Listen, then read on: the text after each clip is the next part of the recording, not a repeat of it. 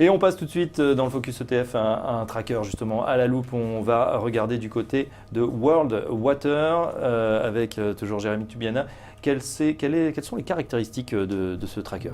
Alors c'est un ETF qui permet d'investir sur le secteur de l'eau. Le secteur de l'eau, c'est une thématique qui parle à beaucoup de personnes. L'eau, c'est un secteur qui est en grosse croissance. La demande en eau devrait augmenter de plus de 40% d'ici 2030.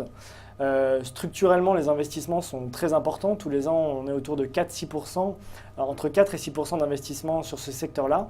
Et donc, l'indice World Water va investir sur des valeurs complètement diversifiées, tant au niveau géographique que sectoriel, sur 3 secteurs principaux.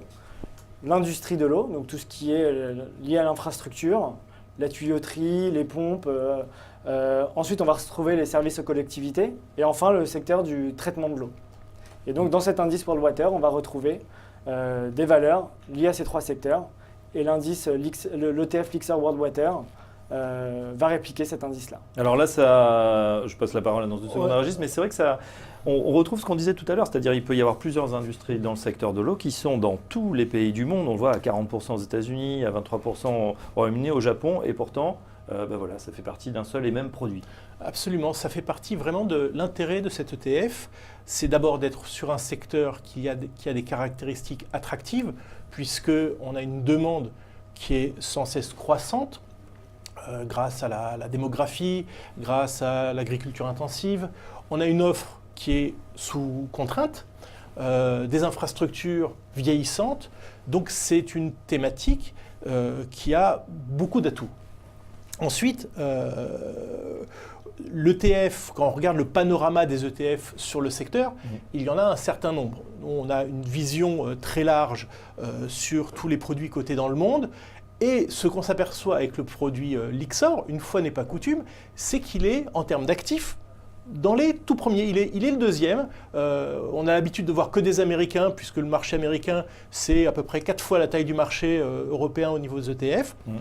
Et là, le Lixor World Water, avec quand même 500 millions d'euros d'encours, et c'est très significatif. L'autre élément qui est attractif avec cet ETF-là, c'est que alors, la thématique de l'eau est diversifiante dans un portefeuille, mais au sein de ce portefeuille, on a, comme le disait Jérémy, le secteur du service aux collectivités, de l'industrie, qui sont des thématiques avec des business models différents. Donc on a quelque chose malgré tout de diversifié. Diversifié géographiquement également, puisque vous l'avez dit, 40% de valeur américaine, 20% de valeur anglaise. Plus techniquement sur le produit, on a un spread, un écart entre les acheteurs et les vendeurs, qui est le reflet de la liquidité de l'ETF, qui est extrêmement bon, puisqu'il est d'ordre de 0,29%. Une performance qui décoiffe de 18% annualisé sur 5 ans. Peut-être 2 petits points noirs, parce qu'il y en a toujours. Il en faut. Sur l'ETF. C'est un ETF qui est quand même assez concentré, puisque les 10 premières lignes font 74% de l'ETF, mais c'est peut-être le reflet de la qualité de la performance également, et des frais de 0,60% qui sont dans la moyenne pour des ETF thématiques comme l'eau, puisqu'il y a une véritable recherche, mais peut-être élevé par rapport à la moyenne des ETF. Voilà, Jérémy, dernière question, ça illustre bien aussi ce qu'on disait tout à l'heure, c'est-à-dire on a beaucoup parlé du CAC ou du Nasdaq ou d'autres indices. Là aussi, on peut jouer des thématiques grâce aux ETF. On peut jouer des thématiques sectorielles, effectivement. Donc on a une large gamme d'ETF sectoriels.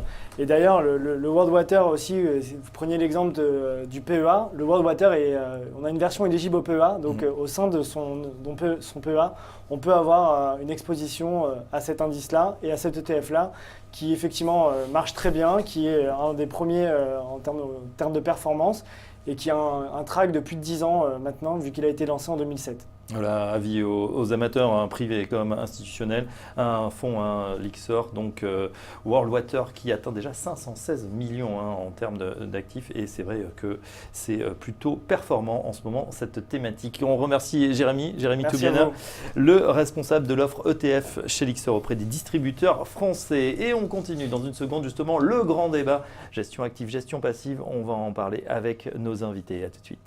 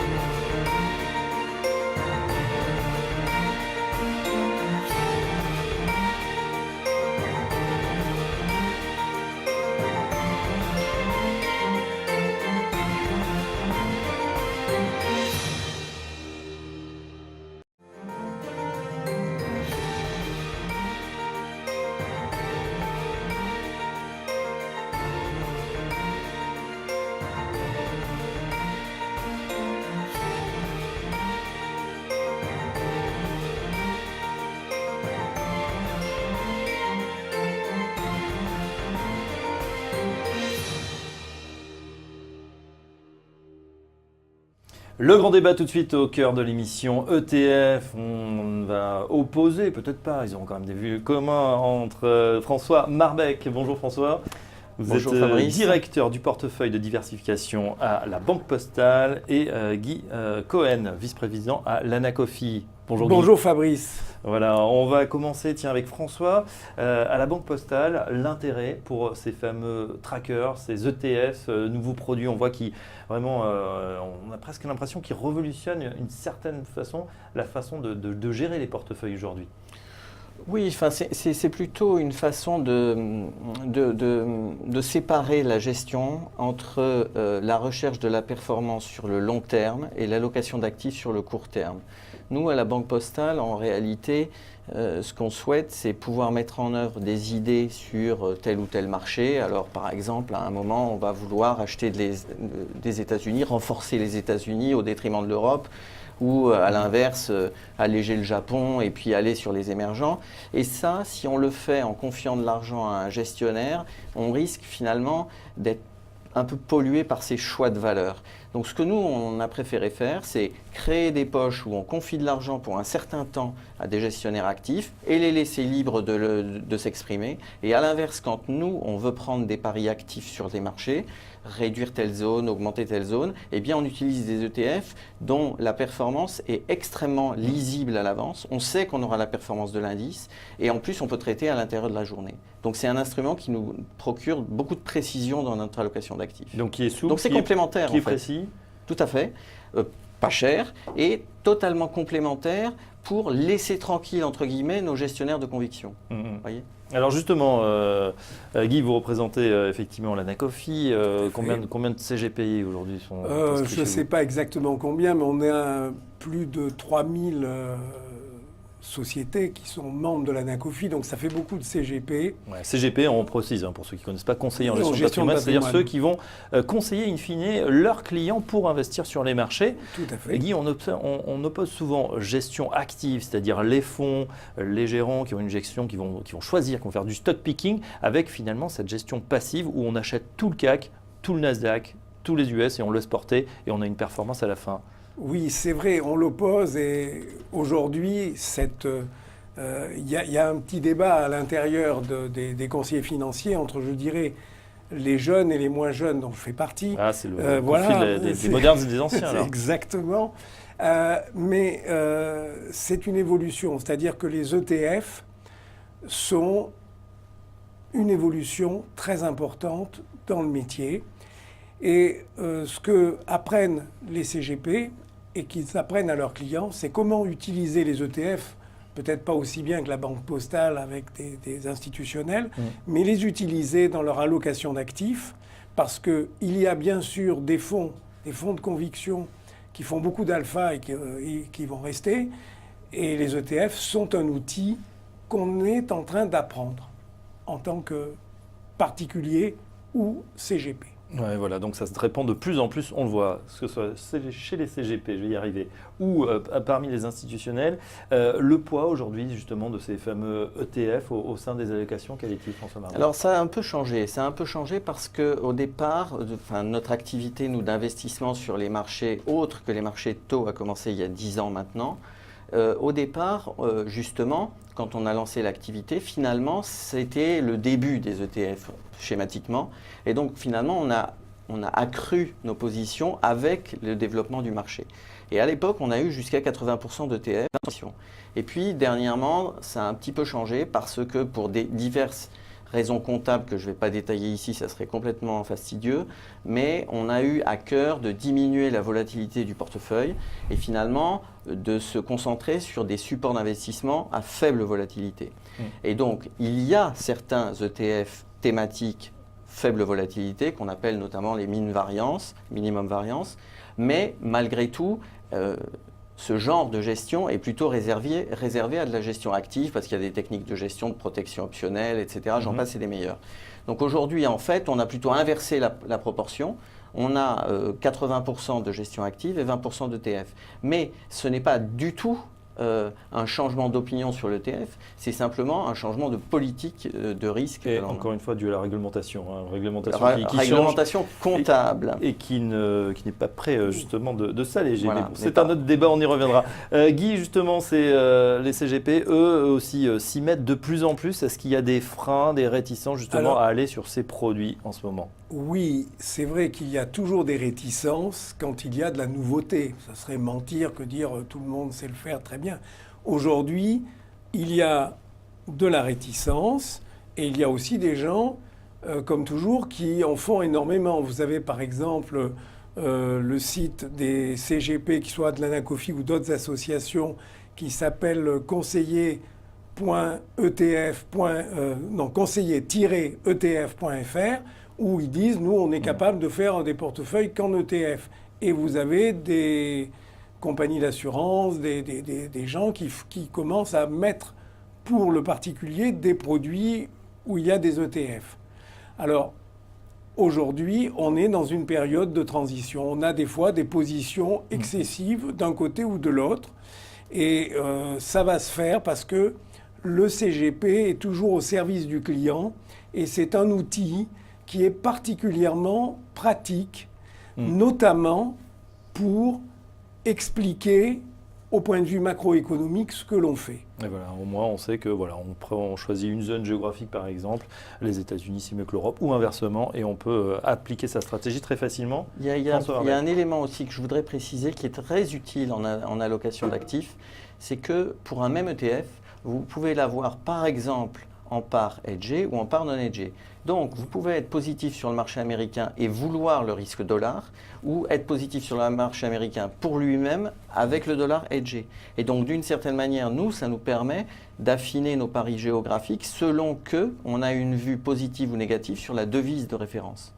On a également, vous dites, c'est pas tellement un produit, mais c'est également une enveloppe. Ah, faut pas oublier cette enveloppe. particularité, c'est spécifique, on peut en mettre dans les PEA, on le disait tout à l'heure. Tout à fait, exactement. Alors ça, c'est la raison pour laquelle d'ailleurs, on peut dire que le monde institutionnel et le monde du particulier se rejoignent, parce qu'il nous est arrivé, nous, finalement, de nous apercevoir que les fonds qui étaient designés pour le PEA étaient finalement efficaces, avaient un bon track record, avaient une performance qui était totalement en ligne avec l'indice que l'on voulait répliquer. Et donc, il nous est arrivé d'acheter des indices PEA également.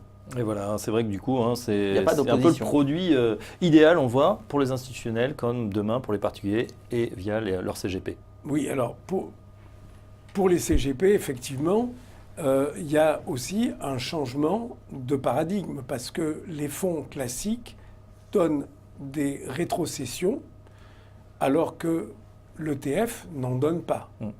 Donc c'est vrai qu'il y a une adaptation des produits, mais je crois que ça va vers la transparence et que c'est une évolution de la réduction des frais dont nous avons peut-être parlé, qui est en train de devenir une réalité. C'est vrai que ça c'est très important, un monde qui veut toujours plus de transparence, puisque aujourd'hui tout se partage sur les réseaux sociaux, ça va extrêmement vite. Et puis surtout, on a tous ces comparateurs qu'on n'avait peut-être pas, tout simplement, il y a encore une dizaine d'années. Aujourd'hui, est-ce que ça compte, par exemple, chez vos clients? Est-ce qu'il y a une demande justement pour ce type de produit, François Marbec, à la Banque Postale? Il faut bien voir que moi, je travaille sur les fonds propres de la Banque Postale. Ouais. Donc en fait, mon client unique, c'est la Banque Postale. C'est la Banque Postale, d'accord. Après, il était... C'est à vous de trouver le meilleur produit. Oui. Donc, et ça, c'est... Après, dans l'asset management, il y a évidemment la clientèle des particuliers qui peut bénéficier de l'investissement en ETF, pour autant que les fonds dans lesquels ils sont recourent à ce type d'instrument.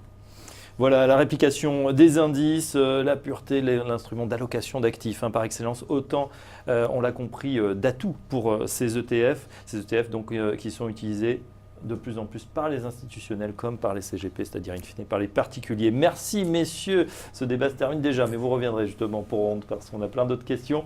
Tout de suite, dernière partie de l'émission, on retrouve Régis Yankovici, à tout de suite.